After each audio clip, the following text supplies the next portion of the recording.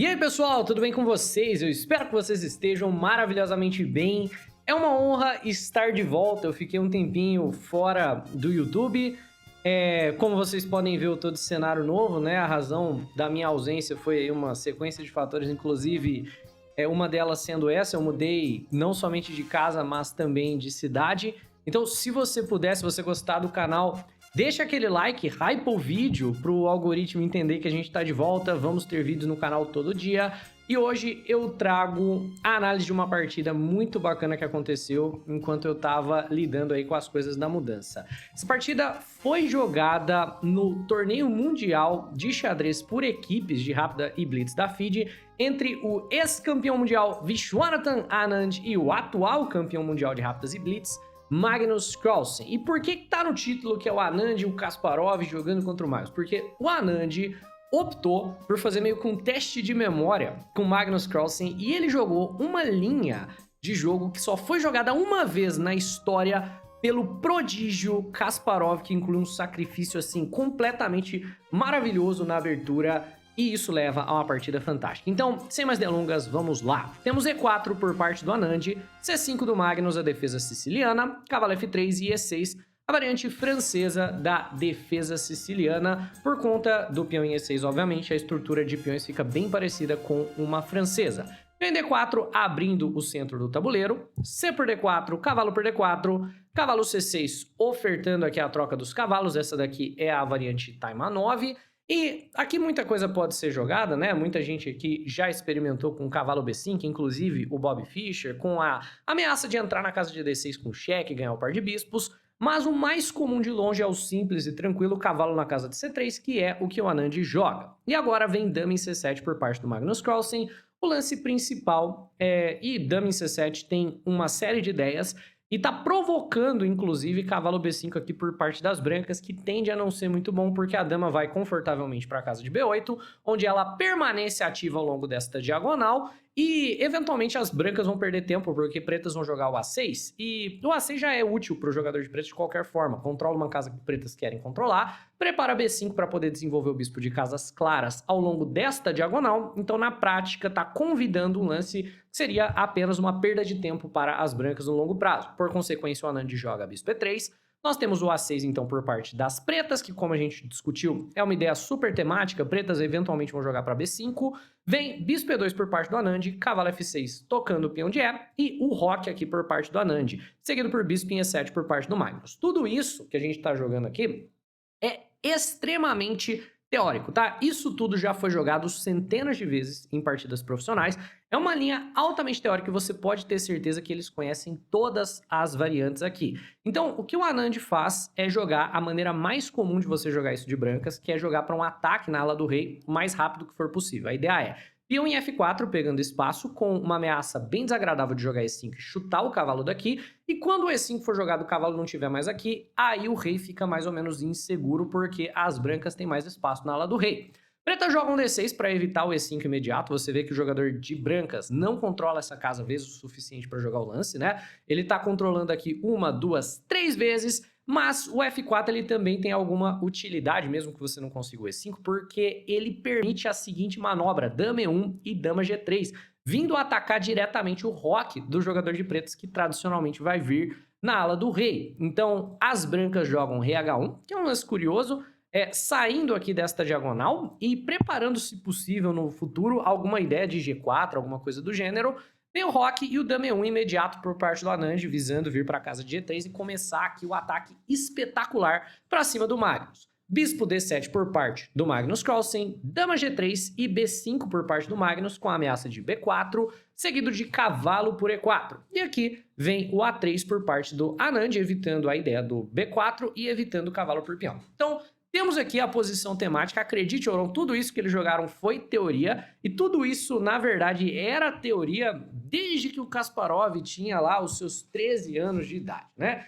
E nesta posição, o Magnus vai para a linha do adversário do Kasparov, né? O Kasparov ele jogou essa mesma partida em 1978, quando ele tinha apenas 2.200 pontos de rating, era um jovem prodígio. O adversário do Kasparov jogando de pretas joga o lance do Magnus, torre B8, tentando fazer o quê? tentando forçar o B4 a todo custo para abrir a coluna B, um ponto ali de ataque para, enfim, que o jogador de pretas consiga alguma iniciativa na ala da dama. E aqui é a linha do Kasparov, que ele joga uma combinação completamente impossível, isso lá em 78, né? Eu vou deixar o link para essa partida do Kasparov na descrição para quem quiser ver, mas até o momento ela é exatamente igual. Mas o Kasparov joga uma sequência completamente impossível aqui na posição, né? Uma linha que não parece que vai funcionar. Ele joga peão em E5. E a gente já comentou que o E5 não dava para jogar, certo? Porque o jogador de pretas, ele tem 3 defensores nesta casa. Enquanto o jogador de brancas tem apenas 2. Então, quando você joga o E5, você está simplesmente entregando o peão, é isso, de graça? Qual é a ideia por trás desse lance? E acredite ou não, a ideia por trás desse lance espetacular, que é um sacrifício que o Magnus aceita de bom grado, é E5, peão toma, peão toma. O verdadeiro objetivo desta brincadeira é eu poder abrir a coluna F. Eu tô perdendo aqui um peão de propósito só para abrir a torre, para eu poder jogar um lance que não parece ter sentido nenhum. Cavalo toma E5 é jogado por parte do Magnus. E vem o absolutamente explosivo lance do Kasparov.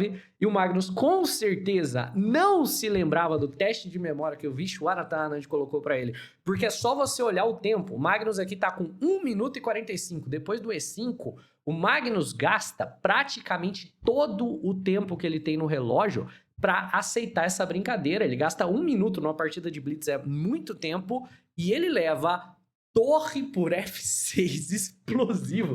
Cara, que lance fantástico, maravilhoso, né? E parece que não tem lógica um lance desse. Por que você jogaria torre por F6? O que você quer fazer que você precisa sacrificar a qualidade para fazer? Então vamos voltar aqui para a gente entender. O que você realmente quer fazer com esse sacrifício de qualidade é o seguinte. O E5 vem, peão toma, e cavalo por. Você gostaria, por exemplo, de pressionar esse cavalo e de atacar o rei do jogador das pretas. Você gostaria de jogar como bispo F4. Olha, cravamos aqui o cavalo, vamos colocar pressão na peça cravada. Mas com o bispo nesta diagonal, ele pode jogar bispo D6. Lidou com a cravada de imediato. E eu não tenho como envolver muitas peças no meu ataque. Por exemplo, cavalo E4 não vem porque o cavalo tá de olho. Agora, bora fazer a mesma lógica depois do torre por F6, que foi jogado.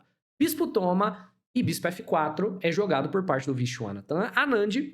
Na partida do Kaspa, o jogador de preta jogou bem, ele só devolveu o material, jogou dama B6, né? Jogou de maneira muito inteligente, devolveu aqui o material e jogou a partida com uma forte iniciativa branca e o Kasparov acabou ganhando aqui a partida. Mas bora entender, né? O que acontece se você tentar manter esse cavalo, certo? O cavalo tá defendido 2 vezes, tá atacado 2 vezes. Se o jogador de preta jogar um lance aleatório e não devolver a peça, vamos imaginar que ele joga, sei lá, torre D8, alguma coisa nesse sentido. Pois bem, agora sem um cavalo em F6 eu posso jogar o cavalo E4.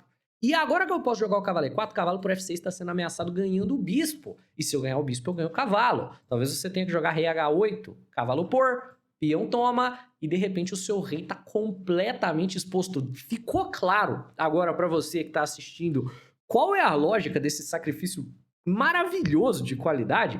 Não dá para segurar o cavalo. E o Magnus, eu acredito que tentando parar cavalo E4, na mistura de desespero com a questão do tempo que estava ruim, joga bispo C6. E com certeza não é a maneira de seguir, porque o Vishwanathan Anand, é claro, vai recuperar o material, só que trocando peça que, claro, vai ser bom para ele que vai ficar com material a mais. Então, cavalo por bispo, dama por, bispo por E5, bispo por e dama por E5. E no final das contas, nós temos uma situação de final de jogo, na verdade meio jogo ali ainda, mas que tá arrumando pro final, no qual pretas têm a torre e brancas possuem cavalo e bispo. De maneira geral, você quer o material mais fragmentado. É melhor você ter, por exemplo, 2 torres do que uma dama. É melhor, por exemplo, você ter cavalo e bispo do que você ter uma torre e um peão. E principalmente numa posição como essa. O que você quer dizer com uma posição como essa? Você pode estar se perguntando. Onde é que o bispo e o cavalo vão jogar melhor do que a torre? Numa situação com poucas colunas abertas. Então, a torre ela joga onde não tem peão. Você acha que essa torre aqui vai entrar no jogo facilmente? Só se for pela coluna D. Então, torre de FD8, só que depois de bispo D3, basicamente a torre não joga mais porque o bispo está fechando a coluna. E você presta atenção que a torre nunca vai poder tomar o bispo sem ser um sacrifício, enquanto o contrário não é verdade. O cavalo e o bispo podem muito bem ficar incomodando a torre, por isso que é melhor você ter cavalo e bispo do que você ter torre nesse tipo de circunstância. Vem dama D6 do Magnus querendo trocar as damas, E o Anand, claramente, né, com um final mais confortável, decide trocar. E agora ele tá completamente dominante depois de fazer o teste de memória aí da partida do Kasparov que o Magnus não conhecia. Olha a importância de você conhecer os clássicos, ou pelo menos o Magnus não se lembrava. Vem cavalo E4 por parte do Vishwanathan, Anand tocando ali a torre C6 tentando ativá-la ao longo da coluna C, e B4, excelente lance, né? Tentando agora fechar o outro ponto no qual o Magnus poderia jogar, que é a coluna C. Então a coluna D vai ser fechada pelo bispo e a coluna C pelo cavalo, e aí o Anand vai, feliz e tranquilo, começar a progredir a maioria de peões que ele tem na ala da dama, né? Esse 3 contra 2. Torre D8, cavalo C5, torre D4, tentando ativar a torre, quiçá através da coluna F, que é outra coluna semi-aberta que temos por aqui. Então, rei G1, e nesta posição o Magnus vai tentar jogar por onde dá para jogar, e a lógica seria... brancas vão jogar para a ala da dama, porque tem 3 contra 2, pretas tem que jogar pela ala do rei, porque é onde tem o 4 contra 2. Então, a lógica para as pretas, definitivamente, é começar a avançar essa maioria de peões. Então, o Magnus o faz F5. E nesse momento, as brancas estão completamente dominando, certo? O que as brancas querem fazer é ativar o rei, trazer a torre, seguir jogando dessa maneira. Por alguma razão, o Anand, isso aqui eu não faço a menor ideia do porquê, talvez seja o efeito Magnus, talvez ele estava vendo algo que a gente definitivamente não tá, joga bispo F1. Não faço ideia do porquê que ele jogou bispo F1, difícil dizer, porque é um lance que, claro, deixa a torre jogar, né? Então, tá deixando torre D2 ver, eu acho que ele tava com medo de E5 e E4, né? G6, e depois E5 e E4, ele achou que ele ia ter que tirar o bispo de qualquer forma, decidiu fazer agora. Vem torre D6 querendo entrar, C3 e torre D2, e nessa posição tem um lance ainda que o Anand pode jogar, que vai manter a vantagem dele, mas, claro, o Magnus fez um trabalho bom de conseguir ativar as torres, né? Trouxe as duas para a coluna aberta, acabou toda aquela ideia do porquê que a torre não joga e porquê que o bispo e o cavalo joga, uma coisa completamente confusa que o Anand fez para a posição. Mas a lógica aqui agora é a seguinte, né? Se o Anand joga C4, que é meio que um único lance, ele ainda tem uma maioria pro canto, né? Ele vai ter o 2 contra 1 aqui pro canto. Então, B por C4, bispo por C4. Ele tá pressionando o peão de E e, ao mesmo tempo, ele ganha o peão de A. Ele tentou meio que fazer a mesma coisa, só que sem a pressão dupla nos peões. Ele tentou o A4. E a ideia é muito parecida, pressionar o peão de A, mas sem ter a casa de C4 para ativar o bispo. E depois de torre C2, peão de C3 simplesmente vai cair e a vantagem foi pro saco. Então, A por B5, A por B5, o bispo toma torre por C3. Brancas tem um peão passado lateral, mas dá para argumentar que ele é tanto uma debilidade quanto ele é uma força, né? Então, volta o bispo para a casa de F1. Não sei se dá para ouvir aí a folia que os vizinhos do prédio estão fazendo, né? Um dos ônus aqui do endereço novo. Talvez eles se tornem aí, pessoas que vão aparecer mais nos vídeos, mas vamos fazer o melhor aqui da situação.